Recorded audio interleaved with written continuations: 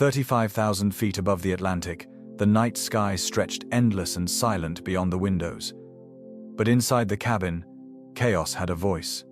"She can't breathe." A man's cry cracked through the calm, laced with terror and urgency. Passengers turned. Flight attendants scrambled. A pregnant woman slumped in her first-class seat, lips tinged blue, her chest rising in shallow, panicked gasps. The man beside her sharp suit, trembling hands gripped her limp fingers like a lifeline. "We need a doctor," he shouted. "Please, someone." But no one came forward. In economy, a woman in a simple cardigan and sneakers slowly rose from her seat. Her name was Grace Coleman, and nobody turned to look at her. She wasn't wearing a stethoscope. She wasn't seated in first class. But she had seen this before, and as others froze in panic, she stepped into the aisle, eyes calm, voice steady, and changed everything. And if you believe in stories that reveal the best of humanity in the most unexpected places, subscribe and turn on the bell so you never miss the moments that matter most.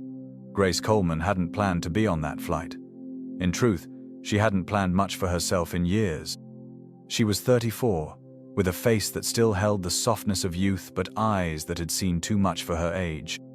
Her hands bore faint calluses from waitressing, and her spine carried the quiet fatigue of someone who had learned to survive on little sleep, smaller dreams, and selfless routine. Years ago, Grace had been a top student in nursing school.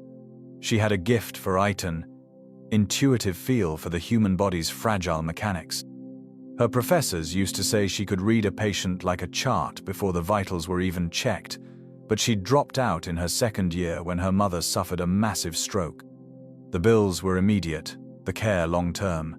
There had been no time to finish exams when the woman who raised her couldn't walk, speak, or remember the day of the week. Grace became her mother's full-time caregiver. What little income they had came from her side jobs: part-time nursing assistant at the local rehab center, evening shifts at a diner off Route 12, and occasional overnight support for homebound seniors. It was thankless work, but it kept the lights on, the medication coming, and her mother's dignity intact. She didn't complain. That wasn't Grace. She was quiet, not because she lacked words, but because the world so rarely listened when people like her spoke. But when she did speak, when she offered insight or comfort or clarity, it was with the calm assurance of someone who had seen suffering up close and refused to let it harden her heart. The flight to London had been a rare act of courage for herself. The community college where she'd been taking night classes had helped her apply for a continuing education scholarship. A non-profit medical foundation overseas had accepted her application for a re-entry program designed for former healthcare students to rejoin the field. If she passed the week-long training, she'd be eligible to fast-track a nursing license and apply for long-overdue hospital work. It wasn't glamorous, but it was a shot, and she'd finally taken it. She'd left her mother in the care of Mrs. Dalker, a trusted neighbor and retired nurse who adored Grace's quiet dedication. With a single carry-on, a borrowed coat, and every dollar of her savings folded into a zippered envelope in her bag, Grace had boarded the plane without expecting anything more than the chance to prove to herself just once that it wasn't too late. She didn't expect recognition. She certainly didn't expect to save someone's life. But now, with oxygen dwindling and panic rising in the front cabin, Grace stepped into the narrow aisle not as a passenger, but as a woman who had spent the last decade learning how to keep people alive one breath, one pill, one heartbeat at a time. And it was time someone listened to her. Matthew Bennett had made his first million by 29. His second came 6 months later.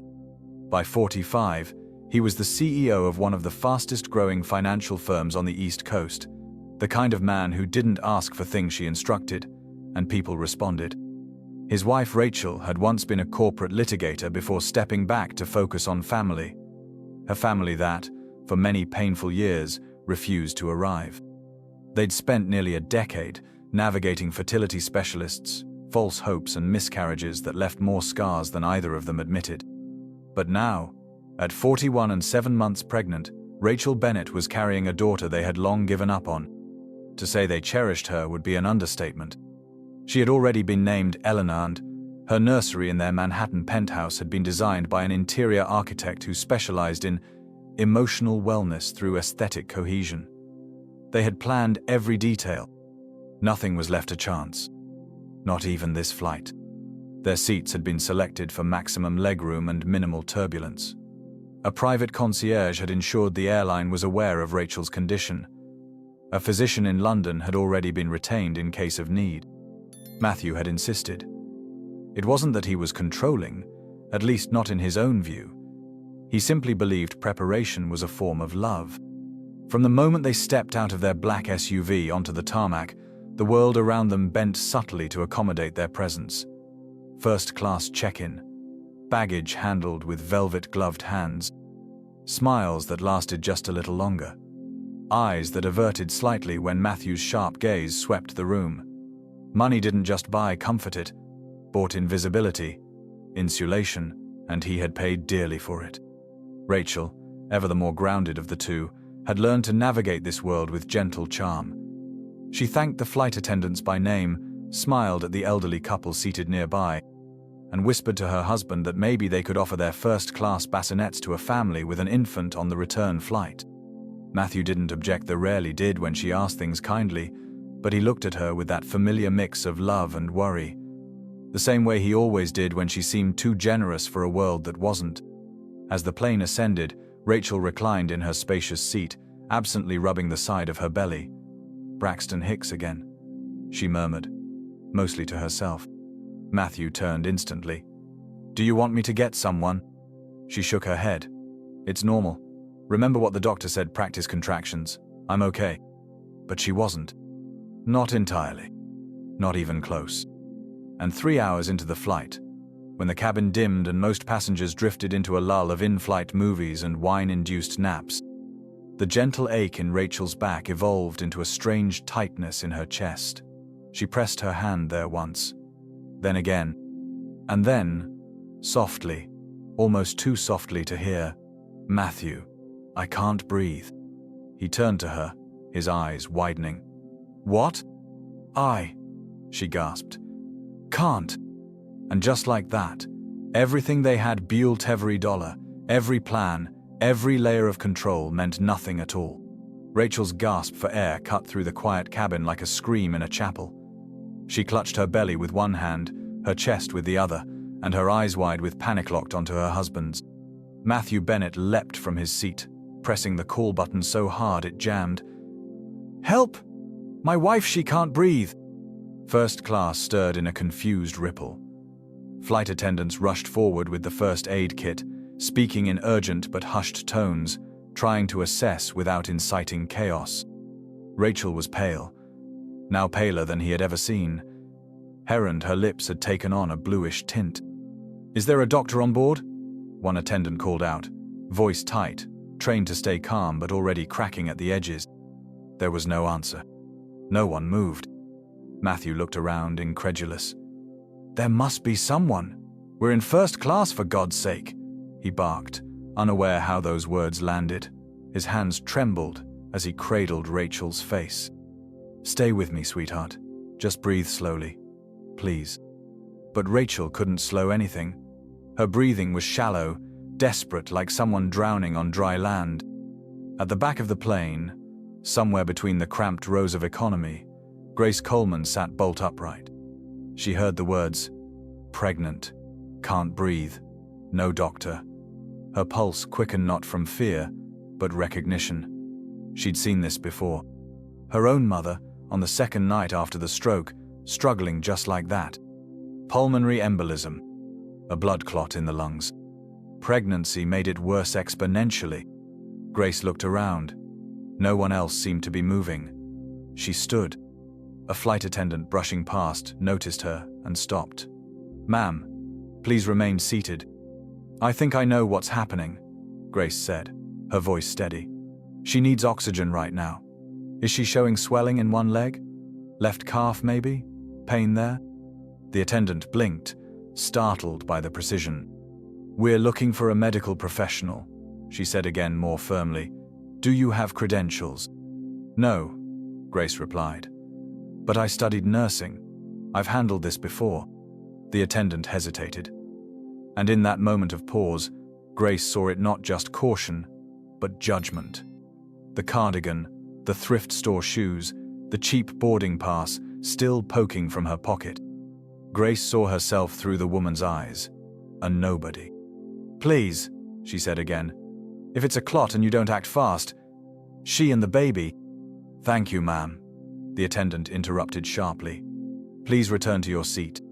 Grace clenched her jaw. But then, another voice closer this time, desperate. "Someone do something." It was Matthew. Loud enough now that other passengers turned in their seats. His voice had cracked. His authority had faltered. The man who always controlled the room was now unraveling. The attendant turned. Behind her, another crew member appeared, panic just under the surface. And that's when Grace did what she had never done in her life. She broke the rules. She stepped past the attendant, walked down the aisle toward first class with purpose, and said loudly, "If no one else will help her, I will."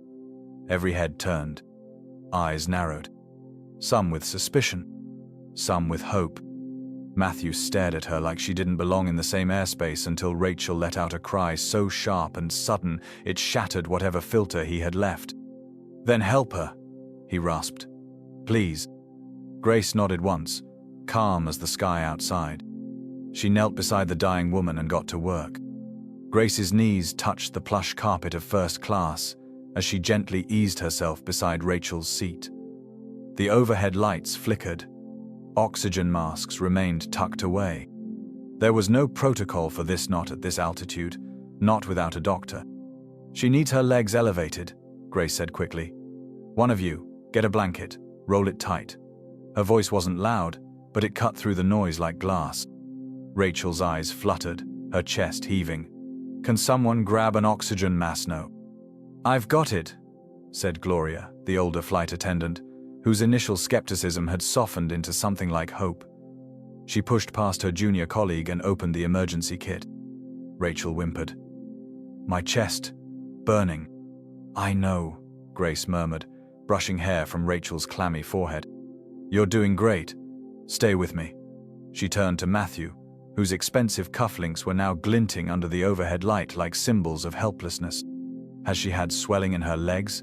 Grace asked, her tone firm but not cold. Matthew blinked, then nodded. "Yes, her left calf. Since yesterday. We thought it was just pregnancy swelling." "I know." Grace checked Rachel's pulse. "Fast. Unstable. She likely has a pulmonary embolism blood clot that's moved from her leg to her lung. We need to slow it down and get her breathing stabilized until we land." "Jesus," Matthew breathed, gripping the armrest. "I need aspirin low dose if you have it in the med kit," Grace said, already adjusting the seat into a more reclined position. "Do you have any injectable blood thinners?" "Only aspirin," Gloria replied. "We don't carry heparin." "It'll have to do," Grace muttered, breaking the packet and lifting a cup of water to Rachel's lips. "Can you swallow for me?" Rachel nodded weakly, managing a sip. Grace placed the oxygen mask over her mouth, adjusting the straps with precise, practiced fingers. The whoosh of air sounded like mercy. "I need the captain informed," she said, glancing up. "We'll need to divert somewhere with a hospital equipped for maternal trauma. Reykjavik, maybe." Matthew's voice cracked. "You're not a doctor. How do you know all this?" Grace didn't look up. "Because I've lived it. My mother's been through this. I've given CPR in a bathroom, held pressure on wounds for 30 minutes waiting on ambulances that never came. I've learned medicine from experience, not textbooks." Silence fell.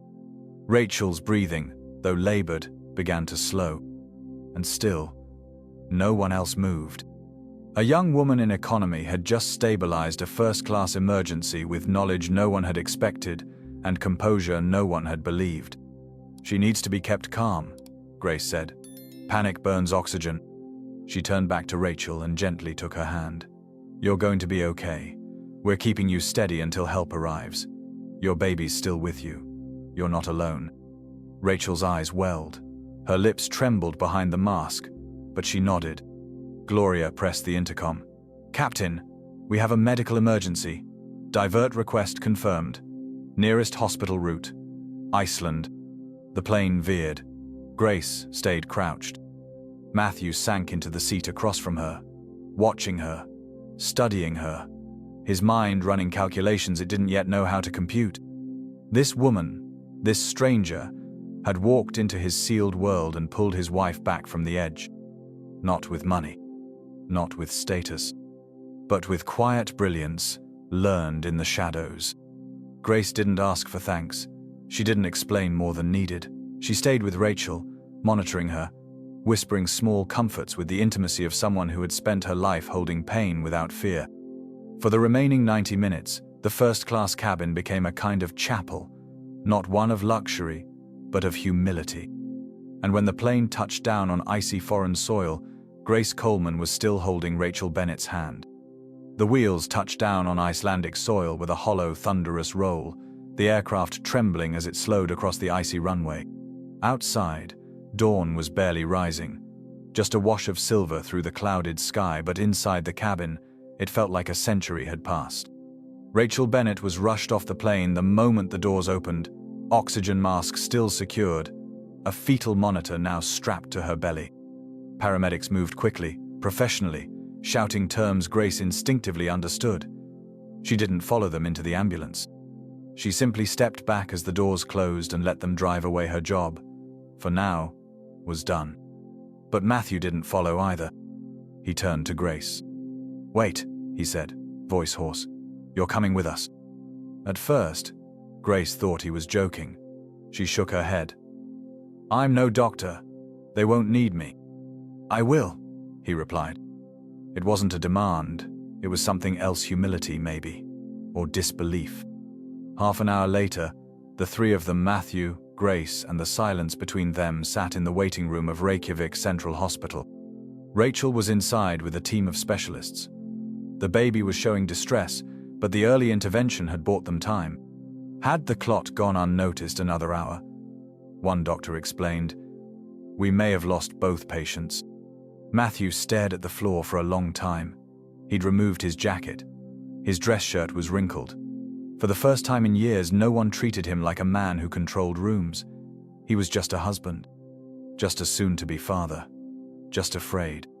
Grace sat nearby, her hands clasped between her knees. She didn't fidget. She didn't check her phone.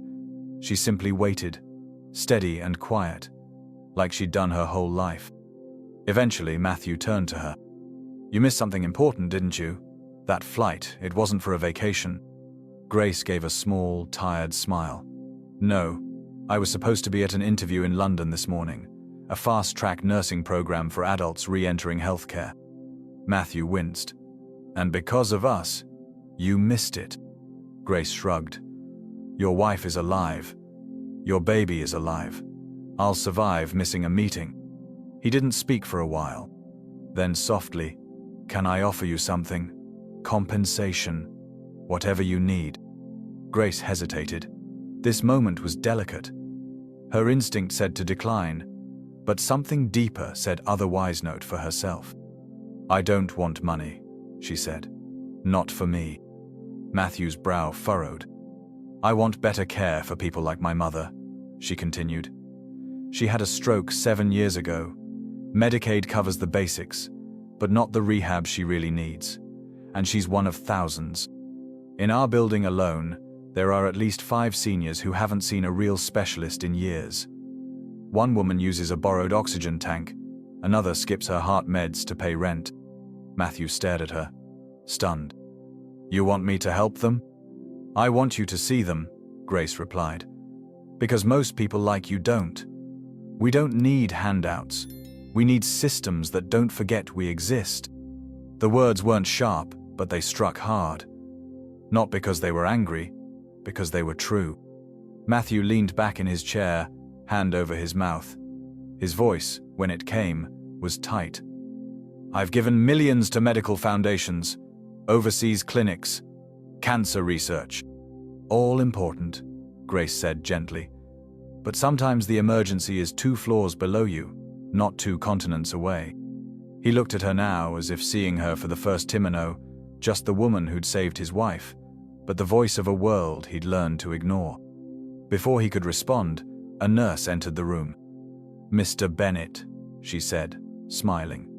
"Your wife is stable. The baby's heart rate has returned to normal. They'd like to see you, both of you, actually." Grace froze. "Me?" "She keeps asking for you," the nurse said. "Says you're her angel." Grace flushed. She wasn't used to that kind of attention. But she rose quietly, following Matthew down the corridor, past polished floors and soft beeping monitors, toward the room where life had steadied its breath. Rachel looked fragile against the hospital sheets, but she was breathing. Her eyes lit up as Grace entered. "You," she whispered, her hand reaching out. "You saved us." Grace took it gently, her voice soft. "You did the hard part." Rachel looked at her husband. "Did you offer her something?" "I did," Matthew replied, voice rough. "And?" Rachel asked. Grace answered for him. "I asked for better care for people like my mum." A silence followed. Then Rachel squeezed her hand tighter.